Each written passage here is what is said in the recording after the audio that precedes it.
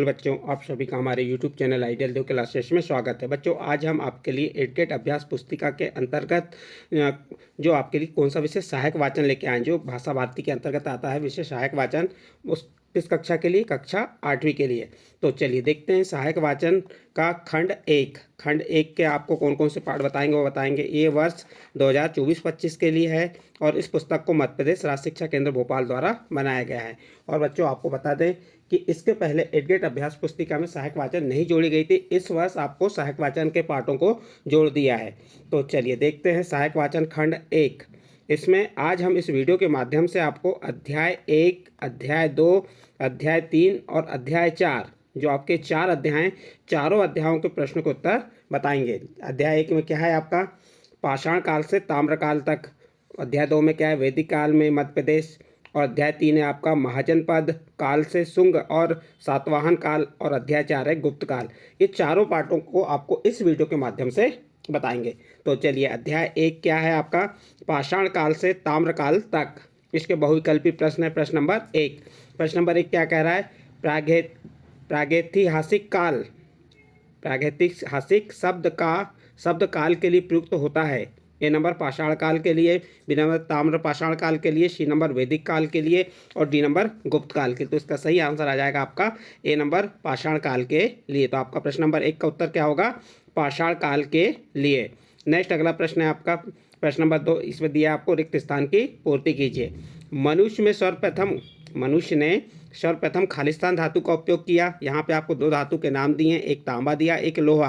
तो मनुष्य सर्वप्रथम किस धातु का उपयोग किया? तो इसका सही आंसर में आप खालिस्तान क्या भर देंगे? तांबा। तो इसका क्या आ जाएगा?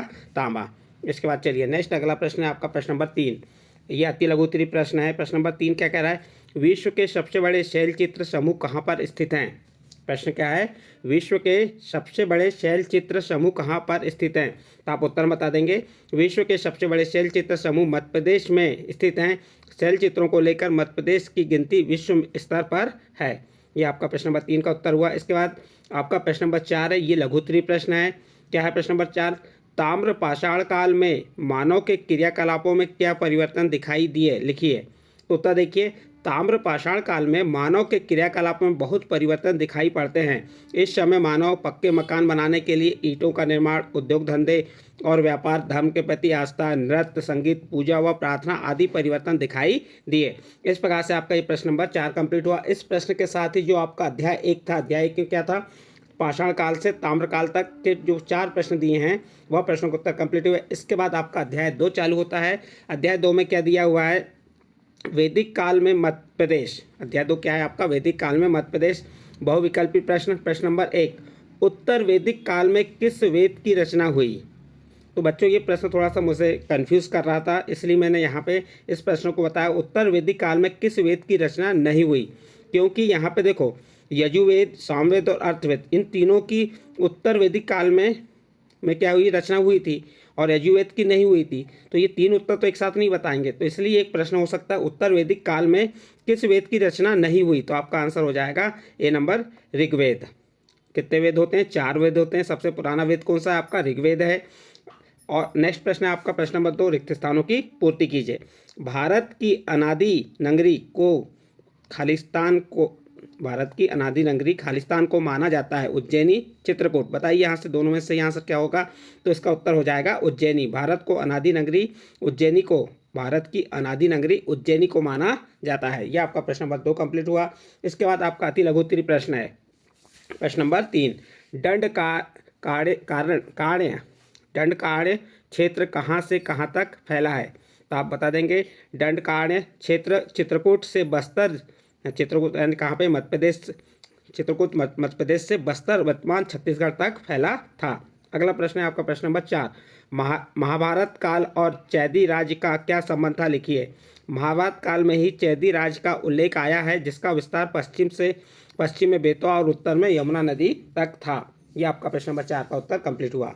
इसके बाद आपका नेक्स्ट अगला प्रश्न है आपका प्रश्न नंबर 5। ये लघु उत्तरीय प्रश्न है।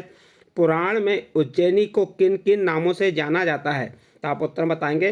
पुराणों में उज्जैनी को अवंतिका, अमरावती, प्रतिकल्पा, कुमुदनी आदि नामों से जाना जाता है। ये आपका प्रश्न नंबर 5 का उत्तर कंप्लीट हुआ और इसके साथ ही आपका अध्याय 2 कंप्लीट हुआ। इसके बाद आपका नेक्स्ट अध्याय आएगा अध्याय 3। अध्याय 3 क्या है? महाजनपद काल से शुंग और सातवाहन काल। अध्याय 3 क्या है आपका? महाजनपद काल से शुंग और सातवाहन काल। इसके बहुविकल्पी प्रश्न नंबर 1, सम्राट अशोक किस वंश का शासक था? ए नंबर नंद वंश, बी नंबर शुंग वंश, सी नंबर नांग वंश और डी नंबर मौर्य वंश। तो इसका सही आंसर आ जाएगा आपका डी नंबर मौर्य वंश। नेक्स्ट अगला प्रश्न है आपका प्रश्न नंबर 2। क्या कह रहा है? चैदी महाजनपद की राजधानी खालिस्तान थी, अवंती या शक्तिमती? तो इसका सही आंसर आ जाएगा आपका शक्तिमती। खालिस्तान में क्या भर देंगे? शक्तिमती। इसके बाद नेक्स्ट प्रश्न है आपका प्रश्न नंबर 3। ये कैसा प्रश्न है? अति लघु उत्तरीय प्रश्न है। प्रधात कौन था? प्रधात कौन था? तो उत्तर बता देंगे। प्रधात प्राचीन काल के अवंती महाजनपद के शासक थे और प्रधात वंश के संस्थापक थे। ये आपका प्रश्न नंबर 3 का उत्तर हुआ। इसके बाद आपका प्रश्न नंबर 4 लघु उत्तरीय प्रश्न है। महाजनपदों का निर्माण कैसे हुआ? लिखिए। उत्तर देखिए। व्यक्तियों या कुलों के कुछ समूह से प्राप्त ग्राम और ग्रामों के जनपद बने। ईसा पूर्व 6वीं शताब्दी के पहले से ही कुछ जनपदों ने अपने अपने आसपास के जनपदों को जीतकर अपने राज्य में मिला लिया था और महाजनपदों का निर्माण किया। इस प्रकार से आप प्रश्न नंबर 4 का उत्तर लिख सकते हैं। इस प्रकार बच्चों आपका यहाँ अध्याय 3 कंप्लीट होता है। इसके बाद आपका अध्याय 4 आएगा। अध्याय 4 क्या है? गुप्तकाल। बहुविकल्पी प्रश्न। प्रश्न नंबर 1, भारतीय इतिहास का स्वर्णकाल था। प्रश्न क्या है आपका? भारतीय इतिहास का स्वर्णकाल था। ए नंबर मौर्य काल, बी नंबर गुप्त काल, सी नंबर शुंग काल और डी नंबर सातवाहन काल। तो इसका सही आंसर आ जाएगा आपका बी नंबर गुप्त काल। भारतीय इतिहास का स्वर्णकाल किसे कहा जाता है? तो गुप्त काल को कहा जाता है। नेक्स्ट अगला प्रश्न है आपका प्रश्न नंबर 2। है वंश की राजधानी खालिस्तान थी। तो A number Tripuri, B number Mahishmati. तो बताइए सही आंसर क्या आ जाएगा? इसका सही आंसर आ जाएगा महिष्मती। नेक्स्ट प्रश्न है आपका प्रश्न नंबर 3 अति लघु उत्तरीय प्रश्न। क्या कह रहा है प्रश्न नंबर 3? गुप्त काल के वैभव का पता कैसे चलता है? लिखिए। उत्तर देखिए। गुप्त काल के वैभव का पता शिलालेखों व उस समय के प्रसिद्ध कृति मृच्छकटिकम व मेघदूत से चलता है। इस प्रकार से आपका प्रश्न नंबर 3 कंप्लीट हुआ।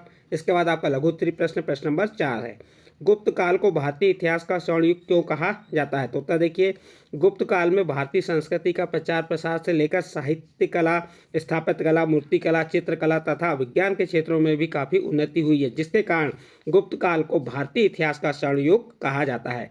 इस प्रकार से आपका ये लघु उत्तरीय प्रश्न नंबर 4 कंप्लीट हुआ और इस प्रश्न के साथ ही आपकी कक्षा 8वीं भाषा भारती के अंतर्गत जो एक आपकी नई बुक आई है सहायक वाचन, 2 बुकें हैं आपकी। एक भाषा भारती पाठ्य पुस्तक है और दूसरी सहायक वाचन के आपको अध्याय 1, अध्याय 2, अध्याय 3 और अध्याय 4 के प्रश्नों के उत्तर बताए। बच्चों आपको इन प्रश्नों के उत्तर समझ आए हों तो आप हमारे चैनल आइडियल देव क्लासेस को सब्सक्राइब कीजिए, लाइक कीजिए और इस वीडियो को अन्य ग्रुप में शेयर जरूर कीजिए।